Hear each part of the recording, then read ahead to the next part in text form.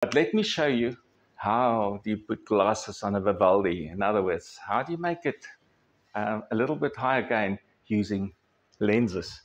And we're starting to do that. And the antenna that works best is a Vivaldi, as I've explained before.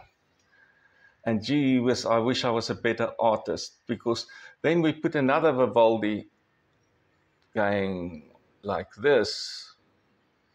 So where this is vertical, this guy here is horizontal. I hope. So we cross them. The one Vivaldi in the middle is crossed with the other Vivaldi. That can give us cross polar, which, as you all know, is the first trick on MIMO. Always go for two polarizations. That will always work. Anything more and you're relying on reflections.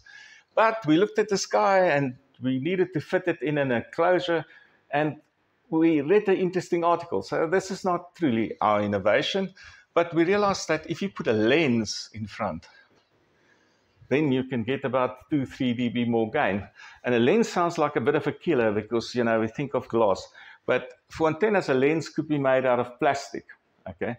So you can just do a plastic shape like this, put it in front of the Vivaldi, and you can get about another plus 2 dB of gain out of it. So if you look at soon to be released antenna of ours, it will have those lenses in.